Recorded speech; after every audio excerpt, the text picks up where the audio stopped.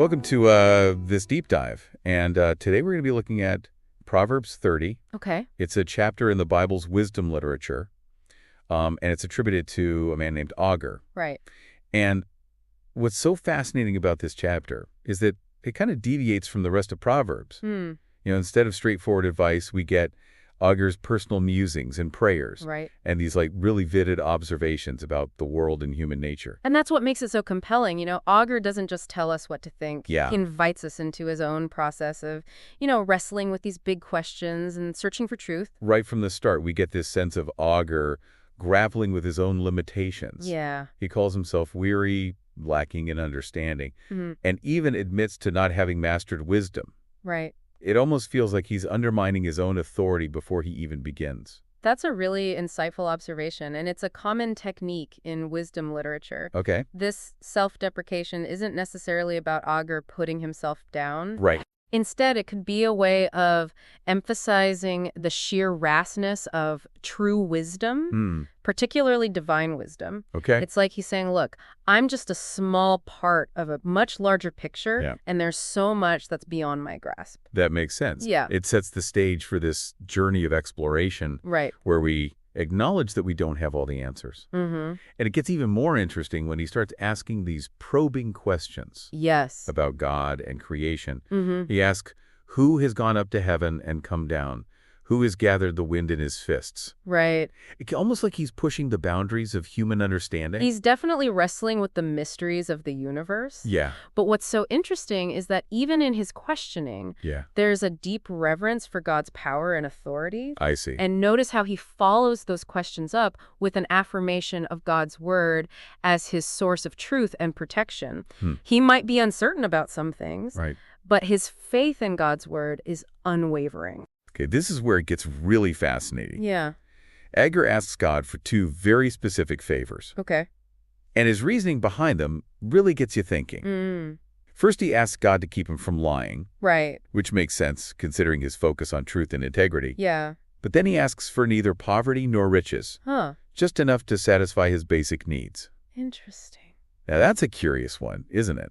What do you make of that? I think it speaks to a profound understanding of human nature and the dangers of both extremes. Agur recognizes that both excessive wealth and extreme poverty can distort our perspectives and lead us away from what's truly important. So he's not just seeking material comfort. Right. He's seeking a kind of balance, a place where he can live a meaningful life without being corrupted by wealth. Yes. Or driven to desperate measures by poverty. It's about contentment and recognizing that true fulfillment isn't found in material possessions, but in living in right relationship with God and with others. Yeah. And it makes you wonder, how do we apply this principle of seeking balance in our own lives today? That's a good question. In the world that's constantly pushing us towards more. Right. How do we cultivate that sense of contentment and find that sweet spot where we have enough? That's such a relevant question, Yeah. especially in our consumer-driven society. Right. It's easy to get caught up in the pursuit of wealth and status.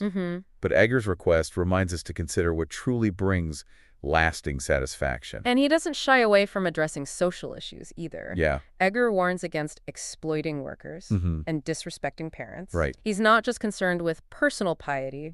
He's concerned with how our actions impact those around us. That's right. He seems to understand that our individual choices have ripple effects. Yes. And that building a just and harmonious society requires us to treat each other with respect and dignity. Absolutely. And then he launches into this series of vivid metaphors to describe insatiable desires. Okay. The leech that never stops sucking blood. Right. The grave that's always hungry. Yeah. The barren womb that yearns for what it cannot have. Wow. It's intense imagery, isn't it? It really is. It's as if he's trying to capture the relentless nature of greed and how it can consume us if we're not careful. He's not saying that all desires are bad, but he's warning us against those that have no end. Those that keep demanding more and more, leaving us constantly dissatisfied. He's essentially saying that we need to be aware of the things that can enslave us, those desires that can control our thoughts and actions and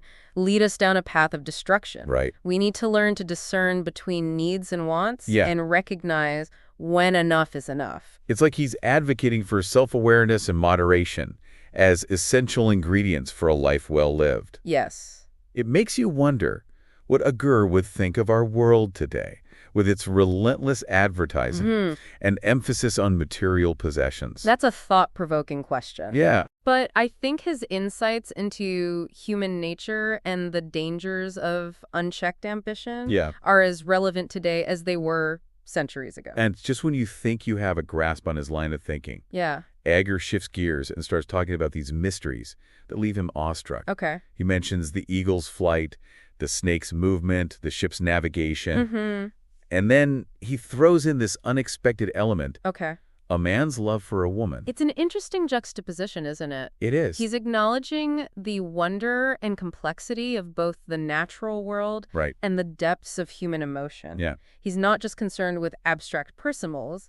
He's attuned to the beauty and mystery that surrounds us. It's fascinating how he includes a man's love for a woman in this list of unfathomable things. Right. He seems to be saying that human emotion, particularly love, is just as awe-inspiring and enigmatic as the forces of nature. I think you're spot on. Yeah. It speaks to the depth and complexity of human experience. Right. And how even the things that are closest to us, like love, can still hold an element of mystery and wonder. He's definitely challenging us to look beyond the surface and appreciate the intricate workings of both the natural world and the human heart. And then he moves on to these thought-provoking observation about power and societal dynamics. Right. That's where those intriguing lists come in. Yeah. The things that make the earth tremble and the small but unusually wise creatures. Okay. He's got us thinking about who holds power, how it shifts, and where we might find unexpected sources of wisdom. You're right. He paints these vivid pictures of situations that can disrupt the established order. A slave who becomes king, a fool who gains authority, a bitter woman who gets married, and a servant girl who displaces her mistress. Wow. It's almost like a commentary on the unpredictable nature of power. Yeah. And how those who are marginalized can rise to positions of influence. I think there's a cautionary element to it as well. Okay. He's not necessarily endorsing these scenarios. Right. But he's highlighting how they can challenge the status quo and lead to upheaval. I see. It's as if he's saying, don't underestimate the potential for change, even from unexpected sources. And then there's the list of the small but wise creatures. Right. He mentions ants, hyraxes, locusts, and lizards. Okay. It's an eclectic mix, but there seems to be a common thread of resilience, adaptability, and collective strength. Absolutely. He's drawing our attention to the often overlooked wisdom of the natural world. These creatures, though small and seemingly insignificant, have mastered the art of survival. Right. The ants, with their diligent preparation and teamwork, teach us the value of planning and cooperation. Yeah.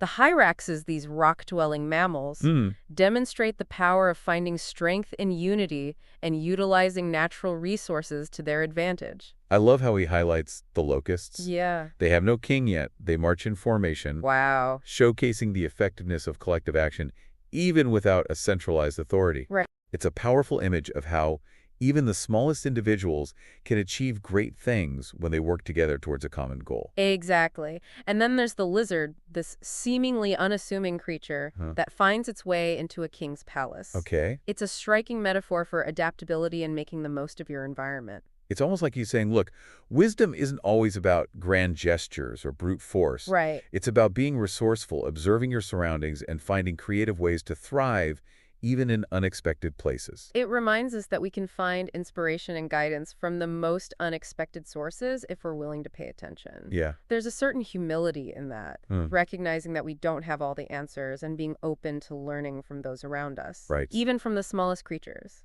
It definitely challenges our human-centric view of the world. Yes. And encourages us to see the interconnectedness of all things. I agree. Agur's keen observations of the natural world highlight the wisdom that's woven into the fabric of creation.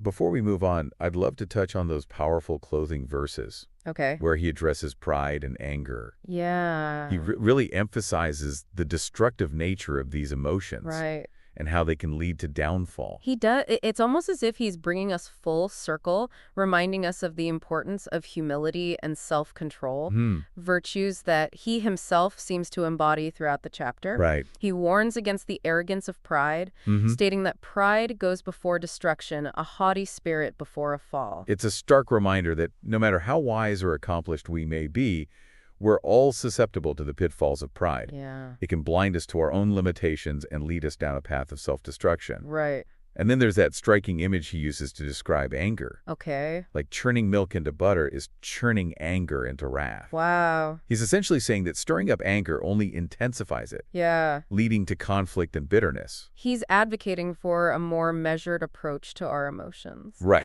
Urging us to cultivate patience and understanding rather than fueling the flames of anger. It's about recognizing the destructive potential of these emotions and choosing a different path of humility, compassion, and peace. Agur's insights into the human condition are incredibly powerful and relevant. I agree. His wisdom resonates across centuries, challenging us to examine our own hearts, our motivations, and our impact on the world around us. Right. What stands out to you as the most significant takeaway from our exploration of Proverbs 30 so far? For me, it's the unique blend of humility and boldness that Agur embodies. Okay. He readily admits his limitations, but he's not afraid to grapple with big questions, challenge society norms, and find wisdom in unexpected places. That's a great point. He's both a student and a teacher. Yeah. Inviting us to join him on this journey of discovery. Right. And reminding us that true wisdom isn't about having all the answers. But about constantly seeking questioning and remaining open to new insights. He models a posture of humility and curiosity that's essential for anyone who genuinely seeks wisdom. Right. As we resurface from this deep dive into Proverbs 30, what's one pearl of wisdom you think our listeners should take with them? Oh, that's a tough one to choose. Yeah. There's so much here, but I keep coming back to those two favors Agur asks of God. Okay. You know, the desire for truth and contentment, for balance in life. Yeah. It's something we can all aspire to. Absolutely. Don't let wealth or poverty define you. Stay true to yourself and your values. Right. And never stop seeking wisdom in the everyday, even in this seemingly small and insignificant. Yes. Agur reminds us that wisdom can be found in the most unexpected places. Well said. And who knows, maybe we'll even learn a thing or two from a lizard along the way. Well, thanks for joining us on this deep dive into the world of Agur's wisdom. Now, before you go, we'd like to leave you with a final thought-provoking question. Okay. Something to ponder as you go about your day. All right. What are some small but unusually wise things in your own life that you might be overlooking? Take a moment to appreciate the quiet wisdom of the everyday. The lessons whispered by nature, the insights hidden in plain sight. Until next time, keep exploring, keep questioning, and keep diving deep.